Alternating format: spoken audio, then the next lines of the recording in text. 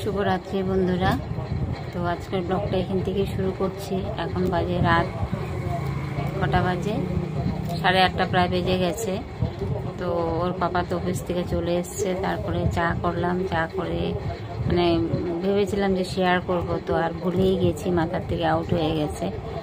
তো এখন চলে এসেছি, চাটা খেয়ে চলে এসেছি মেয়েকে মানে কালকে তো কপি কভার করেছিলাম, তো কালকে 4টে কপি হয়েছিল, আজকে আরও 2টো আছে, কভার করব। 2টো কপি কভার করে তারপরে যাব রান্না বসাতে। তো আজকে তোর পাপা ছিল না, দুপুরবেলা আমরা কোনো রকম মানে এটা সেটা করে খেয়ে নিয়েছি। আর এখন রান্না করব, মাংস এনেছে, মাংস রান্না করব।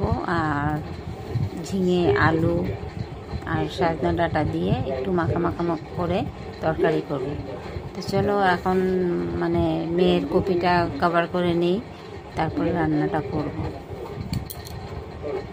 हेलो आंटी अंकल लोग, आप लोग कैसे हो? मैं अच्छी हूँ।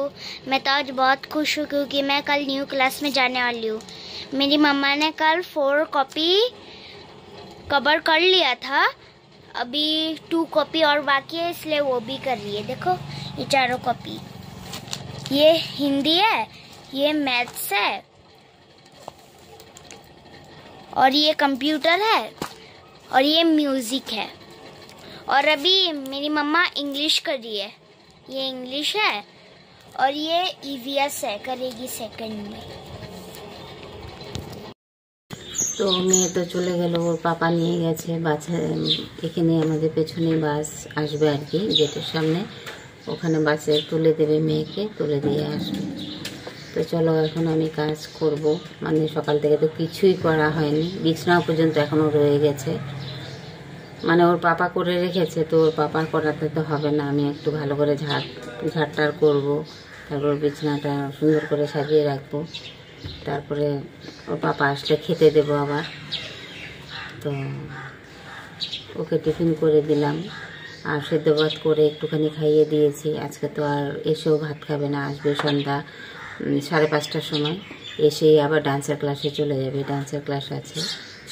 তো চলো আমি কাজগুলো সেরে নিই, আবার বিকেলে তাড়াতাড়ি করে ওকে নিয়ে যেতে হবে ডান্সের ক্লাসে। ওর পাপাই নিয়ে যেত, তো ওর পাপার একটু এখন ব্রেনের প্রবলেম চলছে, তার জন্য ওর পাপাকে দিই না, ওর পাপা ঘরেই থাকবে। তো মানে পেশেন্ট ঘরে, পেশেন্টের সাথে থাকতে থাকতে আমিও এখন মানে কী বলবো, পেশেন্ট হয়ে গেছি। তো চলো কাজগুলি সেরে নিই। মেয়ে চলে গেল, ওর পাপাও দিয়ে এলো মেয়েকে। আসার পর এই যে সকালের খাওয়ার বাসন বাটি সব ধুয়ে নিলাম। মেয়েও ভাত খেয়ে গেছিল, তো থালা বাসন সব ধুয়ে পরিষ্কার করে নিয়েছি। চায়ের বাটি, দুধের বাটি সব ধোয়া হয়ে গেছে।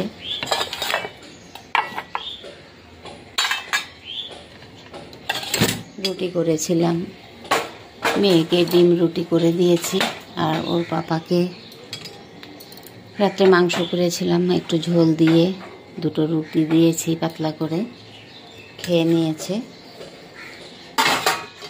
সব বাসন বাটি ধোয়া হয়ে গেছে, আর এখন যাব ওই ঘরটা একটু গোছগাছ করব। তো চলো একটু দেখাই।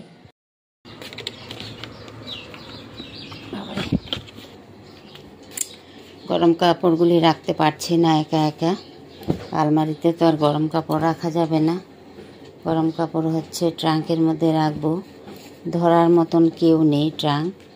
ওর পাপার তো শরীরটা ভালো না, আর যেহেতু ব্রেনের প্রবলেম, তো বললে মানে অস্বস্তি বোধ করে আর কি। তো রেখে দিই এখন এইভাবেই, পরে দেখি সুস্থ হলে তারপর গিয়ে ট্রাঙ্ক খুলবো, খুলে গরম কাপড় সব রাখবো। সব রাত্রে ভাজ করে নিয়েছিলাম, জামাই এসেছিল, সব বেড কাভার টাভার বের করেছিলাম, এগুলিও কাঁচা ধোয়া হয়ে গেছে। এগুলিও পরে এগুলি আলমারিতে রাখবো। এই যে বিছানা গুছিয়ে নিয়েছি, 2টো রুমেরই বিছানা গোছানো হয়ে গেছে, আর এই যে কাপড় শুকিয়ে গেছে তুলে এনেছি। আর গরম কাপড়গুলি তো ভাঁজ করে এইভাবে এমনি এখন রেখে দেব। দেখি মেয়েও যদি আসে তাহলে মেয়েকে বলবো ধরতে ট্রাঙ্ক। তো চলো এগুলি গুছিয়ে নিই। জামাই এসেছিল, শাড়ি পরেছিলাম, 2টো শাড়ি বের করা হয়েছিল, শাড়িগুলো কাচা হয়ে গেছে।